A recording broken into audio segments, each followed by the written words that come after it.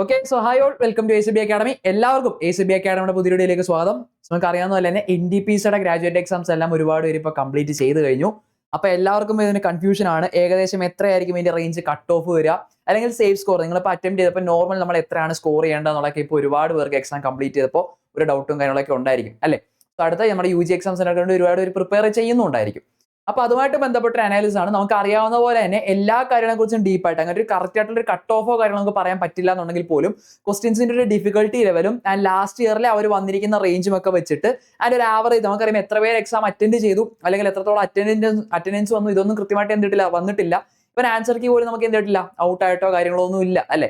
അതുകൊണ്ട് തന്നെ ഒരു എക്സാക്ട് കട്ട് ഓഫ് എന്നുള്ളതിലേക്ക് നമ്മൾ എന്ത് ചെയ്യുന്നില്ല, പോകുന്നില്ല. എങ്കിലും നമുക്കറിയാം ഈ വന്നിരിക്കുന്ന എക്സാമിന് വന്നിരിക്കുന്ന റിവ്യൂവും കാര്യങ്ങളും വെച്ചിട്ട്, അല്ലെങ്കിൽ ലാസ്റ്റ് ഇയറിൽ വെച്ചിട്ട്, അല്ലെങ്കിൽ വേക്കൻസിയിൽ ഉണ്ടായ ചേഞ്ചസ് ഒക്കെ വെച്ച് നോക്കുകയാണെന്നുണ്ടെങ്കിൽ എത്രത്തോളം ചേഞ്ച് വരും എന്നുള്ളതാണ്. അപ്പൊ നമുക്ക് അറിയാവുന്ന ലാസ്റ്റ് നിങ്ങൾ നോക്കിയ ശേഷം 5800+ വേക്കൻസീസ് ആണ് ഇത്തവണ എന്ത് ചെയ്യുന്നത്, റിപ്പോർട്ട് ചെയ്തിരിക്കുന്നത്. ആപ്ലിക്കൻസിന്റെ എണ്ണം എന്തായാലും നിങ്ങൾക്ക് അറിയാം ഒരു 50 lakh പ്ലസ് എന്ത് ചെയ്യും, എന്തായാലും ആപ്ലിക്കൻസിന്റെ എണ്ണം ഉണ്ടാകും. ഒരു 50 ലക്ഷത്തിലധികം എന്തായാലും ആപ്ലിക്കൻസിന്റെ എണ്ണം ഉണ്ടാകും. അപ്പൊ ഈ 5800+ എന്ന് പറയുമ്പോഴത്തേക്ക് എന്താണ്, ഉറപ്പായിട്ടും കഴിഞ്ഞ വർഷത്തേക്കാൾ വേക്കൻസി കുറഞ്ഞിട്ടുണ്ട് അല്ലെ. കഴിഞ്ഞ വർഷത്തേക്കാൾ വേക്കൻസി ഉറപ്പായിട്ട് കുറഞ്ഞിട്ടുണ്ട്. അതുപോലെ അറ്റൻഡൻസ് നോക്കുകയാണെന്നുണ്ടെങ്കിലും ആവറേജ് ഒരു 60 to 65% ഒക്കെ ആയിരിക്കും നിങ്ങൾക്ക് എന്ത് വരിക, എക്സാമിന് ടോട്ടൽ 50 ലക്ഷത്തിൽ നിന്ന് ഇതിന്റെ അറ്റൻഡൻസ് ലാസ്റ്റ് ഇയറിലേക്ക് റേഞ്ച് വെച്ച് നോക്കുകയാണെന്നുണ്ടെങ്കിൽ ആവറേജ് ഇത്രയൊക്കെ ആയിരിക്കും വരിക. അപ്പൊ ഇതൊക്കെ ഈ പറയുന്ന പോലെ കട്ട് ഓഫിന് എന്ത് ചെയ്യുന്നതാണ്, ഇൻഫ്ലുവൻസ് ചെയ്യുന്ന കുറച്ച് ഫാക്ടേഴ്സ് ആണ് അല്ലെ. വേക്കൻസി കുറയാന്ന് പറയുമ്പോൾ തന്നെ ഓഫ് കോഴ്സ് എന്ത് ചെയ്യും, അത് ഈ പറയുന്ന പോലെ കട്ട് ഓഫിന് ഇൻഫ്ലുവൻസ് ചെയ്യുന്ന ഒരു ഫാക്ടറാണ്. അറ്റൻഡൻസ് റേഞ്ച് കൃത്യമായിട്ട് എത്രയാണെന്നുള്ളത് നമ്മൾ അറിഞ്ഞിട്ടില്ല, ഒരു ആവറേജ് റേഞ്ച് വെച്ച് നമ്മൾ പറയുന്നു എന്നുള്ളതേ ഉള്ളൂ. ഓക്കെ, അപ്പൊ ഈ രീതിയിൽ വന്നിരിക്കുന്നതുകൊണ്ട് തന്നെ നമുക്ക് ഇനി കട്ട് ഓഫ് പറഞ്ഞാൽ ഇൻഫ്ലുവൻസ് ചെയ്യുന്ന ഇനിയും കുറെ ഫാക്ടേഴ്സ് ഉണ്ട്. ഇപ്പൊ തന്നെ നടന്ന എക്സാംസ് നിങ്ങളൊന്ന് അനലൈസ് ചെയ്ത് നോക്കുകയാണെന്നുണ്ടെങ്കിൽ നമുക്കറിയാം അങ്ങനെ വെറും ഈസി ആയിട്ട് അല്ലെങ്കിൽ ഒരു മോഡറേറ്റ് ലെവലിൽ താഴെയുള്ള ക്വസ്റ്റ്യൻസ് ഒന്നും ഒന്നിനകത്തും വന്നിട്ടില്ല അല്ലെ. അങ്ങനെ ഭയങ്കര ഈസി ആണ് എന്ന് പറയാവുന്ന ഒരു ഷിഫ്റ്റ് ഒന്നും നമ്മൾ ഇതുവരെ പല ഷിഫ്റ്റുകൾ അറ്റൻഡ് ചെയ്തവരോട് ചോദിക്കുകയാണെന്നുണ്ടെങ്കിൽ പോലും അങ്ങനെ ഈസി ഷിഫ്റ്റ് എന്ന് പറയുന്ന ഒരു ഷിഫ്റ്റ് എന്ത് ചെയ്തിട്ടില്ല, വന്നിട്ടേ ഇല്ല. അപ്പൊ മാത്സ് നോക്കുകയാണെന്നുണ്ടെങ്കിലും എന്തായാലും ഒരു മോഡറേറ്റ് ലെവലെങ്കിലും അല്ലെ, മോഡറേറ്റ് ടു ഡിഫിക്കൽട്ടി ലെവൽ തന്നെയാണ് എല്ലാം വന്നിരിക്കുന്നത്. ഒരു moderate to difficult level questions തന്നെയാണ് കൂടുതലും വന്നിരിക്കുന്നത് അല്ലെ. അല്ല ഭയങ്കര എളുപ്പമുള്ള ഒരു ഈസി ഷിഫ്റ്റ് ഒന്നും എന്ത് ചെയ്തിട്ടില്ല, ഒരു കേസിലും മാത്സിന്റെ കേസിലും നിങ്ങൾക്ക് വന്നിട്ടില്ല. ആൻഡ് ഓഫ് കോഴ്സ് നിങ്ങൾ GK ഒക്കെ നോക്കുകയാണെന്നുണ്ടെങ്കിലും GK നമുക്കറിയാം ഗ്രൂപ്പ് ഡി പോലെ കറന്റ് അഫേഴ്സ് മാത്രം ഫോക്കസ് ചെയ്തിട്ടൊന്നും അല്ല വന്നിരിക്കുന്നത്. എക്കണോമിക്സ്, പൊളിറ്റി എല്ലാത്തിനും അത്യാവശ്യം ക്വസ്റ്റ്യൻസ് വന്നിട്ടുണ്ട്. നമുക്ക് ഗ്രൂപ്പ് ഡി പോലെ കറന്റ് അഫേഴ്സ് മാത്രം ഫോക്കസ് ചെയ്ത് അത്രത്തോളം പ്രയാസമായിട്ടുള്ള ക്വസ്റ്റ്യൻസ് ഒന്നും വന്നിട്ടില്ലെങ്കിൽ പോലും വെറും എളുപ്പമാണ് എന്ന് പറയാനായിട്ട് പറ്റില്ല. ഒരു മോഡറേറ്റ് ലെവലിലേക്കുള്ള ക്വസ്റ്റ്യൻ തന്നെയാണ് GK നിങ്ങൾക്ക് കാണാനായിട്ട് പറ്റുക അല്ലെ. ഒരു മോഡറേറ്റ് ലെവൽ ക്വസ്റ്റ്യൻ ഒക്കെ തന്നെയാണ്, നമുക്ക് എളുപ്പമാണെന്നൊന്നും ഒരിക്കലും നമുക്ക് പറയാനായിട്ട് പറ്റില്ല. ആൻഡ് റീസണിംഗ് പാർട്ട് നോക്കിയാലും നമുക്കറിയാം ഒരു മോഡറേറ്റ് ടു ഡിഫിക്കൽട്ട് റേഞ്ച് തന്നെയാണ് ക്വസ്റ്റ്യൻസ്. അങ്ങനെ അത്യാവശ്യം ആപ്ലിക്കേഷൻ ലെവലിലേക്കുള്ള ക്വസ്റ്റ്യൻസ്, കുറച്ച് നമ്മളെ കറക്കുന്ന രീതിയിലുള്ള ക്വസ്റ്റ്യൻസ് ഒക്കെ അത്യാവശ്യം വന്നായിട്ട് ഒരുപാട് പേര് പറഞ്ഞിട്ടുണ്ട്. സോ അതുകൊണ്ട് തന്നെ എക്സ്ട്രീംലി അങ്ങനെ ഒരു മോഡറേറ്റിന് താഴെ നിൽക്കുന്ന രീതിയിൽ പേപ്പർ അല്ലെങ്കിൽ അങ്ങനത്തെ ഒരു ഷിഫ്റ്റ് വന്നിട്ടില്ല ജനറലി എന്ന് തന്നെ വേണം നമ്മൾ എന്ത് ചെയ്യാനായിട്ട്, മനസ്സിലാക്കാനായിട്ട് അല്ലെ.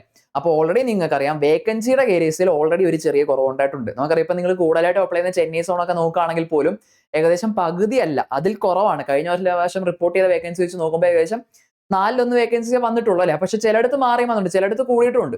നിങ്ങൾ ഏത് സോൺ അപ്ലൈ ചെയ്തു എന്നുള്ളതടക്കം നിങ്ങൾ എന്ത് ചെയ്യും, ഈ പറയുന്ന കട്ട് ഓഫിനെയും കാര്യങ്ങളും എല്ലാം ഇൻഫ്ലുവൻസ് ചെയ്യുന്ന ഫാക്ടേഴ്സ് തന്നെയാണ്. ആൻഡ് ആപ്ലിക്കൻസിന്റെ എണ്ണം ഇനി ആൻസർ കീ ഒക്കെ വരുമ്പോഴത്തേക്ക് അതിൽ നമുക്ക് കുറച്ചും കൂടെ എന്തെങ്കിലും ക്ലാരിറ്റി കിട്ടും. എങ്കിലും ലാസ്റ്റ് ഇയറിൽ ഒരു റേഞ്ചും ക്വസ്റ്റിന്റെ ഒരു പാറ്റേൺ ഒക്കെ വെച്ച് നോക്കിക്കഴിഞ്ഞാൽ ഏകദേശം ഏത് റേഞ്ചിനൊക്കെ മുകളിലോട്ടുള്ളവർക്കാണ് നമുക്കൊരു സേഫ് സ്കോർ ആണ് എന്ന് പറയാൻ പറ്റുന്നതെന്ന് ചോദിച്ചാൽ ഓഫ് കോഴ്സ് ഞാൻ പറയുന്നു, ഇപ്പോൾ നമ്മൾ അറിഞ്ഞു വെച്ച് നോക്കുകയാണെങ്കിൽ അറ്റംപ്റ്റ്സ് ഒക്കെ നോക്കുകയാണെന്നുണ്ടെങ്കിലും അത്യാവശ്യം പഠിക്കുന്നവരൊക്കെ ആണെങ്കിൽ പോലും എല്ലാവരും ഒരു 70+ അറ്റംപ്റ്റ് നിങ്ങൾ എന്തായാലും ചെയ്തിട്ടുണ്ടാകും അല്ലെ. നിങ്ങളൊക്കെ എന്തായാലും ഒരു 70+ അറ്റംപ്റ്റ് ഒക്കെ നിങ്ങൾ എന്തായാലും ചെയ്തിട്ടുണ്ടാകും എന്നാണ് നമ്മുടെ റെസ്പോൺസും കാര്യങ്ങളൊക്കെ വെച്ച് നോക്കുന്നത്.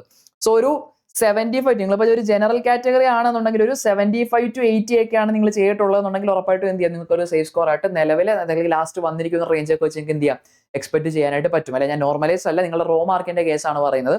ഒരു 75 to 80 റേഞ്ചിലേക്ക് നിങ്ങൾ അറ്റൻഡ് ചെയ്തിട്ടുണ്ടെന്നുണ്ടെങ്കിൽ നിങ്ങൾക്ക് എന്ത് ചെയ്യാം, അവിടെ വലിയ പ്രശ്നം വരത്തില്ല, നമുക്ക് ഫിക്സ് ചെയ്യാം അല്ലെ. നിലവിലെ സിറ്റുവേഷൻസ് വെച്ച് നമുക്ക് അങ്ങനെയാണ് പറയാനായിട്ട് പറ്റുക.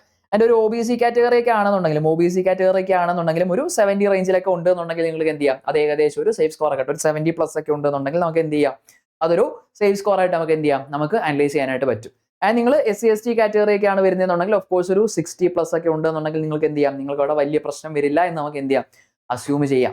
ഓക്കെ, അപ്പൊ ഈ രീതിയിലാണ് നമുക്ക് സേഫ് സ്കോർ. ബാക്കി കുറെ കാര്യങ്ങൾ വരും. ഇനി ആൻസർ കീ ഔട്ട് ആയാൽ നമുക്ക് കുറെ കാര്യങ്ങൾ പറയാനായിട്ട് പറ്റും. അതുപോലെ ഏകദേശം എത്ര പേര് എക്സാം അറ്റൻഡ് ചെയ്തു എന്നുള്ളത് വേണം. എങ്കിലും അറ്റൻഡൻസിന്റെ എണ്ണം ഏകദേശം ഈ റേഞ്ച് തന്നെ ആയിരിക്കും. നമുക്കറിയാം ഓൾറെഡി ആപ്ലിക്കൻസിന്റെ എണ്ണം ഗ്രൂപ്പ് ഡിയുടെ അത്രയൊന്നും എന്തിനു വന്നിട്ടില്ല, NDPCക്ക് വരത്തില്ല. ഗ്രൂപ്പ് ഡിക്ക് നമുക്കറിയാം ഒരു 1 crore+ ആയിരുന്നു. അപ്പൊ എന്തായാലും അത്രയൊന്നും വന്നിട്ടില്ല. പിന്നെ ഈ പറയുന്ന പോലെ എക്സാമിന്റെ ഷിഫ്റ്റ് ചെയ്യാൻ പറഞ്ഞില്ല, അങ്ങനത്തെ ഈസി ഷിഫ്റ്റ് എന്ന് പറയുന്ന എക്സാം എന്ത് ചെയ്തിട്ടില്ല, വന്നിട്ടേ ഇല്ല. അപ്പൊ അതൊക്കെ നോർമലൈസേഷൻ എങ്ങനെ എഫക്ട് ചെയ്യുന്നുള്ളതൊക്കെ നോക്കിയിട്ട് നമുക്ക് ഒരു എക്സാക്ട് ആയിട്ട് നമുക്ക് എന്ത് ചെയ്യാൻ പറ്റും, ആൻസറിലേക്ക് വന്നതിന് ശേഷം ഒരു എക്സാക്ട് കട്ട് ഓഫിലേക്ക് നമുക്ക് വരാനായിട്ട് പറ്റൂ. സോ പല വീഡിയോസിലും പല കട്ട് ഓഫ് നിങ്ങളോട് പറയുന്നുണ്ടായിരിക്കും. അതെല്ലാം കണ്ടിട്ട് വെറുതെ ടെൻഷൻ അടിക്കുകയോ കാര്യങ്ങളൊന്നും വേണ്ട. നിങ്ങൾ എത്രത്തോളം അതിൽ പെർഫോം ചെയ്തിട്ടുണ്ട് എന്നുള്ളത് നോക്കിയിട്ട്, അല്ലെങ്കിൽ നിങ്ങളുടെ കോൺഫിഡൻസ് എത്രയാണെന്നുള്ളത് നോക്കുക അല്ലേ.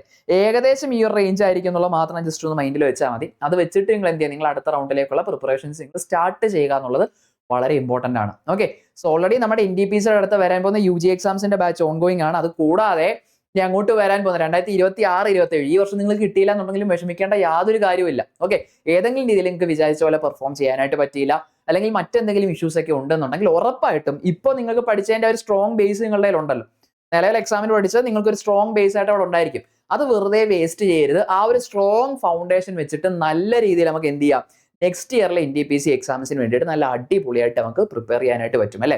സോ നെക്സ്റ്റ് ഇയറിലെ NTPCക്ക് വേണ്ടിയിട്ടുള്ള ഒരു കംപ്ലീറ്റ് ബാച്ച് 2026-27 വർഷത്തേക്കുള്ള നമ്മുടെ NTPCയുടെ ബാച്ചിന്റെ ഒരു കംപ്ലീറ്റ് ബാച്ച് ആണ് നമ്മളിപ്പോൾ സ്റ്റാർട്ട് ചെയ്തിരിക്കുന്നത്. സോ കംപ്ലീറ്റ് സിലബസ് കവറേജ് ആയിരിക്കും. NTPC എക്സാമിന് വേണ്ട കംപ്ലീറ്റ് സിലബസ് കവറേജ് ആയിരിക്കും ഈ ഒരു കോഴ്സിൽ നമ്മൾ പ്രൊവൈഡ് ചെയ്യുന്നത്. ലൈവ് ക്ലാസ്സും ഉണ്ടാവും, റെക്കോർഡ് ക്ലാസ്സും ഉണ്ടാവും. അതുകൊണ്ട് ടൈം ഒന്നും നിങ്ങൾക്ക് പ്രശ്നം വരത്തില്ല. നിങ്ങൾക്ക് ഫ്ലെക്സിബിൾ ആയിട്ട് ഒരു ടൈം വെച്ചിട്ട് നിങ്ങൾക്ക് ഈസിലി നിങ്ങൾക്ക് അവൈലബിൾ ആയ ടൈമിൽ നിങ്ങൾക്ക് എന്ത് ചെയ്യാം, നിങ്ങൾക്ക് ക്ലാസ്സുകൾ അറ്റൻഡ് ചെയ്യാനായിട്ട് പറ്റും. ഓക്കെ, നമ്മൾ വെറുതെ ക്ലാസ്സുകൾ കണ്ടക്ട് ചെയ്യുന്ന മാത്രമല്ല, സിലബസ് കവറേജ് നമ്മൾ മാക്സിമം ഏർലി ഫോക്കസ് ചെയ്യുന്ന വേറെ ഒന്നും കൊണ്ടല്ല. നമ്മൾ ബാക്കി സമയം എന്ത് ചെയ്യും, നമ്മൾ ഓഫ് കോഴ്സ് PYQ ബേസ്ഡ് റിവിഷൻസിനും അതുപോലെ ഫുൾ ലെങ്ത് ആയിട്ടും ടോപ്പിക് വൈസ് ആയിട്ടുള്ള മോക്ക് ടെസ്റ്റുകളും റെഗുലർ ബേസിലും എന്ത് ചെയ്യുന്നതായിരിക്കും, പ്രൊവൈഡ് ചെയ്യുന്നതായിരിക്കും. ഓക്കെ, സോ ഏത് ടോപ്പിക്ക് പഠിക്കുമ്പോഴും അതുമായിട്ട് ബന്ധപ്പെട്ട ഇമ്പോർട്ടന്റ് ക്വസ്റ്റ്യൻസ് നമ്മൾ എന്ത് ചെയ്യുന്നതായിരിക്കും, ഉറപ്പായിട്ട് നമ്മൾ ഡിസ്കസ് ചെയ്യും. ഇമ്പോർട്ടന്റ് ക്വസ്റ്റ്യൻസ് നമ്മൾ ഡിസ്കസ് ചെയ്യും. ഈ മോക്ക് ടെസ്റ്റുകളൊക്കെ വരുന്നതുകൊണ്ട് തന്നെ കുറേ ക്വസ്റ്റ്യൻസ് നമ്മൾ അതിന്റെ ഭാഗമായിട്ട് ഉറപ്പായിട്ട് നമ്മൾ എന്ത് ചെയ്തിരിക്കും, എല്ലാ ടോപ്പിക്കും നമ്മൾ ഡിസ്കസ് ചെയ്തിരിക്കും.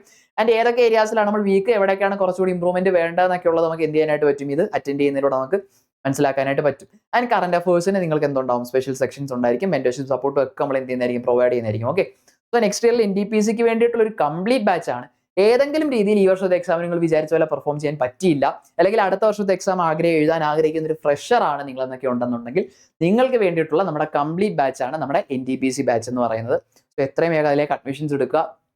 അത് നിങ്ങളുടെ പ്രിപ്പറേഷൻസ് എത്രയും വേഗം സ്റ്റാർട്ട് ചെയ്യുക. ഇൻ കേസ് ഈ പറഞ്ഞ റേഞ്ചിലേക്ക് സ്കോർ ചെയ്യാൻ പറ്റില്ല എന്നുണ്ടെങ്കിൽ ടെൻഷൻ അടിക്കേണ്ട. വരാൻ പോകുന്ന അടുത്ത എക്സാമിനോ അല്ലെങ്കിൽ ഇനി വരാൻ പോകുന്നതിനൊക്കെ നിങ്ങൾ ഉറപ്പായിട്ട് എന്ത് ചെയ്യുക, നന്നായിട്ട് പഠിക്കാനായിട്ട് ശ്രദ്ധിക്കുക. ഓക്കെ, സോ ഇതിന്റെ കൂടുതൽ അപ്ഡേറ്റ്സുമായിട്ട് നമുക്ക് നെക്സ്റ്റ് വീഡിയോയിൽ കാണാം. Till then all the best.